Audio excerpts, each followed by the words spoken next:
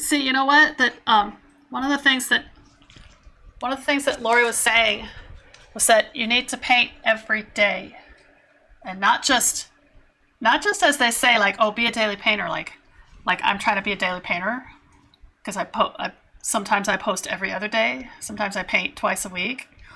It just says paint every day. She says even if it's just 10 minutes, 20 minutes, get out there for 20 minutes and paint, work on something like this, because she says more often than not that bug is going to catch you, and you'll have to keep painting. And I think it's true. Definitely need the bug. I just wish I could quit working. Yeah, yeah, it's tough. It's tough to when you need the income, and you have this reliable source of income right here, and then you have your art. That's scary. And I can't say that I know how that feels, because I've just always been an artist. So, but I am thankful that I have many different avenues of my artwork. Like if you caught my Instagram the last couple days, I was doing caricatures on the 4th of July in Georgetown. I don't have Instagram, but I see what you mean.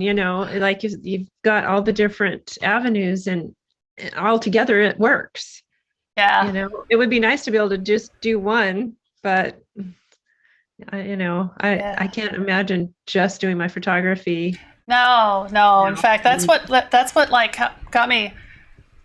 That's what made me break that ceiling around 2002, when I was doing the caricatures. I was doing portrait drawing commissions and pastel portrait commissions from people's photos. There was nothing creative about any of that, and I had to just do something different. You might not feel it, but there is. All of it is creative. It's I would argue that it's when it's somebody else's photo and it's a commission job, and what they want is that photo. They want a copy of that photo in whatever medium you're working in.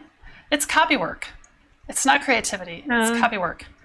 But you have to be creative to be able to do it.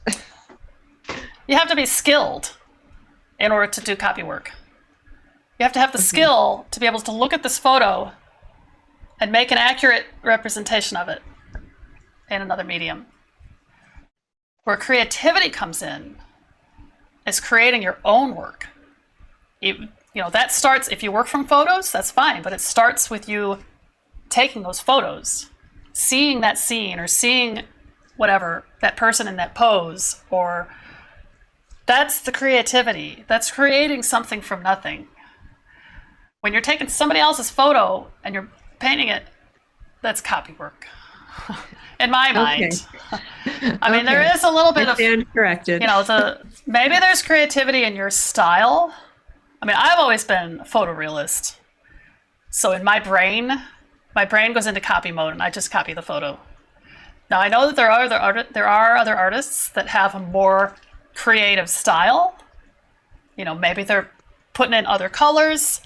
They're creating different sorts of patterns behind the subject, or they're enhancing it in a different way that makes it different from the photo, but still a recognizable likeness, to call it a portrait commission. That is creative. I've always just been like, I had been at it for way too long, and I've learned that the only real guarantee of customer satisfaction is to copy that photo.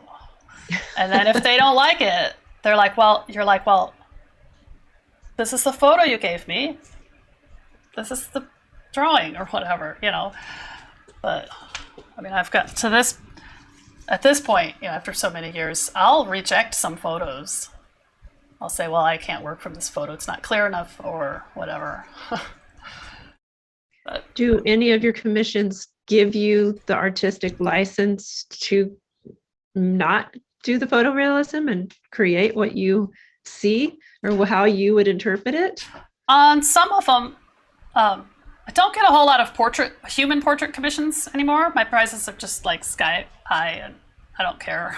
I'd rather do the animals. I do some pet, the pet portrait commissions I really enjoy, and sometimes I'll have a client that they're familiar with my work, like the sheep over there, they're familiar with that. That's what they want. And they, if they give me their photos, sometimes it's a nice photo with good light. Sometimes it's not, and I'll say, I can't make up the light. I'm going to paint this photo because the light is what creates the value patterns and the form and the shape of the subject. And so, but as far as my underpainting, I'll use my underpainting technique, and I can get some, I still think they come out pretty. I mean, if you look on my website under pet portrait commissions, pet portraits, you'll see a lot of them. Sometimes you can tell which ones were the client photos and which ones were my photos. Okay. Sometimes some of the clients have really good photos, some of them, but not all of them. Well, I'm going to let you guys go. Good night. Thank you. Thanks. Take care. You too. Bye.